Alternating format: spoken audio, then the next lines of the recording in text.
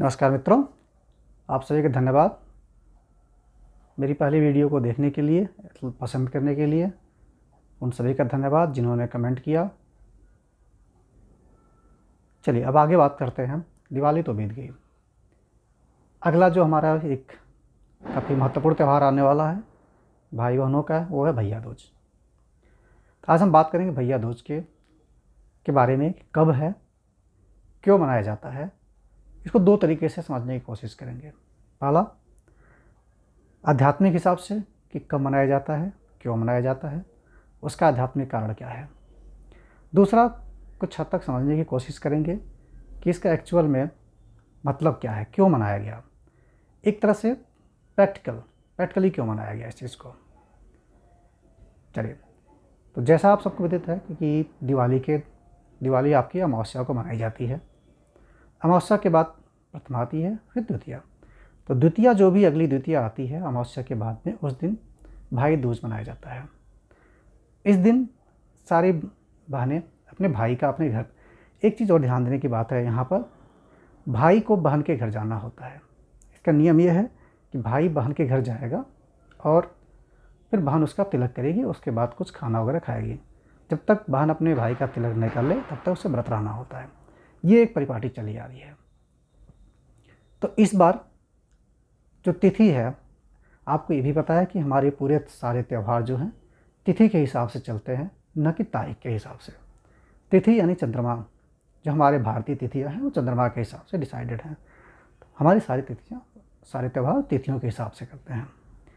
इस बार जो द्वितीया आ रही है, दिवाली के एक दिन के बाद दूसरे दिन, जैसे कि आप कल दिवाली थी, आज प्रथमा है, तो कायदे से ये कल आनी चाहिए थी, लेकिन हमारे तिथि के हिसाब से ये कल दोपहर से शुरू होकर परसों के बाद, परसों तक है, यानी कि 14 से शुरू हो रही है और 15 तक है। हमारे भारत या हमारे भारतीय पुरातन संस्कृति में किसी भी त्यौहार को तब मनाया जाता है जिस तिथि में सूर्योदय होता है। तो किसी विशेष परिस्थिति में अगर भाई का बहन के पास घर ना जाना हो पाए तो वो त्यौहार आप कल भी मना सकते हैं, परंतु ध्यान रखें वो दोपहर 2 या 2:45 के बाद का समय होना चाहिए, क्योंकि जो तिथि है वो कल दोपहर 2:45 के बाद से शुरू हो रही है। देखते हैं कब की है, लगभग मैं आपको बताता हूँ।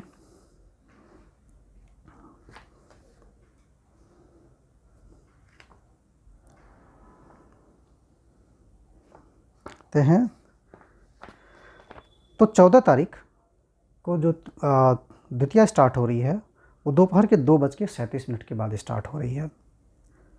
तो आप में से जो लोग भाई अपने बहन के घर बुधवार को ना आ पाएँ, वो अगर कल छुट्टी है या जैसा भी, अधिकतर कार्यालयों में कल की छुट्टी है या लोगों ने ले रखी है, जैसा भी हो, तो आप कल भी मना सकते हैं, लेकिन ये सजेस्टेड नहीं है। अब आते हैं 15 तारीख को। चूँकि ये कल से स्टार्ट होके परसों दोपहर के 2:30 बजे के आसपास तक द्वितीया तिथि है, तो अगर आप, उत्तम ये रहेगा कि आप अपनी भाई दूज परसों मनाएं, क्योंकि हमारे भारतीय तिथि और त्यौहारों के हिसाब से जिस तिथि में सूर्योदय होता है वही तिथि मानी जाती है। तो आपकी सुविधानुसार, बट उत्तम है कि आप इसे परसों मनाएं। तो ये तो हो गई कब मनाया जाए। तो सारी कन्फ्यूजन जो पहले थी कि कल मनाएं परसों मनाएं, तो सर्वोत्तम समय परसों का है, यानी कि 15 तारीख को आप भाई दूज मनाएं।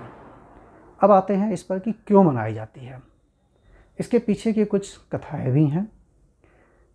एक कथा यमराज और यमुना से संबंधित है, दूसरी श्री कृष्ण से भी संबंधित है। कहा जाता है कि श्री कृष्ण ने इसी दिन नरकासुर का वध किया था, तो इसकी वजह से भी मनाई जाती है। दूसरी और काफ़ी प्रचलित जो कथा है वो है यम और यमुना की। आप सबको पता है कि यमराज भगवान सूर्य और संध्या या छाया के पुत्र हैं। तो छाया मतलब शीतलता, भगवान सूर्य काफ़ी गर्म प्रकृति के हैं, काफ़ी तेज है। तो एक समय क्या हुआ कि छाया को सूर्य का ताप बर्दाश्त नहीं हो पाया, तो वो सूर्य से अलग रहने लगी, जहाँ पर यमराज का जन्म हुआ। तो हमारे यमराज भी भगवान सूर्य के पुत्र हैं। इनकी एक बहन थी यमुना, जिनको हम सब जानते हैं यमुना नदी जिनको हैं। तो यमराज जी अपने बहन से बहुत प्यार करते थे, परंतु चूंकि यमराज जी का कार्य ऐसा था कि उनको छुट्टी नहीं मिलती थी या उनको समय नहीं मिल पाता था कि बहन के घर जा पाएँ। कई बार निवेदन करने के बावजूद भी यमराज अपने कार्यों को समय से संपन्न न कर पाने, समय न मिलने की वजह से अपनी बहन से मिलने नहीं जा पाते थे।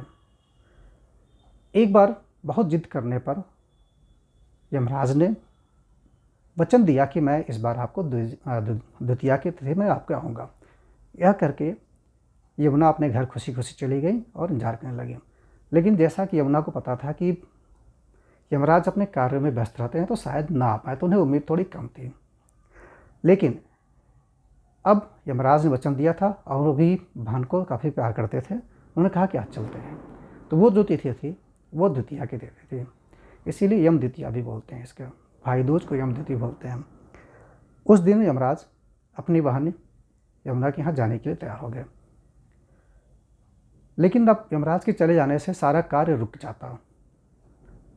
तो उसके लिए क्या करा, यमराज ने क्या किया, जो भी कार्य पेंडिंग थे या जितने भी लोग थे यमराज, या आप कह सकते हैं कि उनके यमलोक में जितने भी थे, उन्होंने सबको मुक्त कर दिया उस दिन और अपनी बहन के घर चले गए। इधर यमुना को उम्मीद नहीं थी, लेकिन अपने भाई को दरवाजे पर देख के बहुत प्रसन्न हुई। उन्होंने अपने भाई का खूब आदर सत्कार किया। साथ साथ यमराज भी अपनी बहन से मिलकर बहुत प्रसन्न हुए। बहुत सारे उन्हें क्या गिफ्ट दिए या उनको जितने भी दे सकते थे अपनी तरफ से उपहार दिए और फिर अपने घर आने लगे। साथ ही साथ उन्होंने अपने बहन को आशीर्वाद भी दिया कि हे बहन, आज के बाद से आज के दिन यानी कि कार्तिक दीपावली के दूसरे दिन जो आते हैं, जो द्वितीया तिथि आएगी, उस दिन अगर कोई भाई अपने बहन के घर जाके तिलक करवाएगा और बहन को पुरस्कार स्वरूप कुछ देगा, उसको यम का दोष नहीं लगेगा। तब से ही जाके हम ये यम द्वितीया या भाई दूज मनाने लगे। तो एक तरह से ये भी भाई बहन के प्यार का ही एक त्यौहार है। तो ये तो हो गया पौराणिक कथा। अब थोड़ा समझने की कोशिश करते हैं कि क्या है, कि इसका व्यवहारिक कारण क्या है। देखिए, इसमें क्या होता है, बहन को भाई के घर जाना होता था। तो आप समझ सकते हैं तभी होता है जब बहन का विवाह हो गया हो और भाई बहन दूर रह रहे हों, या फिर किसी कारण से भाई बहन दूर रह रहे हों। तो होता क्या था कि भाई और बहन के आपस में एक तो त्यौहार आप ये अगस्त में बीता जिसको रक्षाबंधन कहते थे, जिसमें भाई ने बहन को रक्षा का वचन देते हैं और बांधते हैं। उसके बाद से बहन नॉर्मली भाई के घर आकर रक्षा बांधती है। तो उसी का एक आप कह रहे थे प्रत्युत्तर में भाई को भी बहन के घर जाना होता है, इसलिए इसको द्वितीया के लिए कहा गया। अब द्वितीया क्यों? देखिए, होता क्या है, दिवाली के दिन सभी लोग काफ़ी व्यस्त रहते हैं, साथ ही साथ काफ़ी लोगों का मिलना जुलना भी, आना जाना भी होता है। दूसरे दिन भी लोग थोड़ा अवॉइड करते हैं, क्योंकि उसको हम लोग अपनी भोजपुरी भाषा में परवा भी बोलते हैं, जहाँ माना जाता है कि उस दिन आप पैसे खर्च ना करें, जहाँ तक संभव हो तो बचत ही करते हैं। तो इसके दूसरे दिन के बाद डिसाइड हुआ कि चलो ठीक है, दिवाली के दूसरे दिन ढेर सारे पुरस्कार मिठाइयाँ लेके अपनी बहन के घर जाएं। तो एक तरह से ये इसका व्यवहारिक कारण हुआ। धन्यवाद।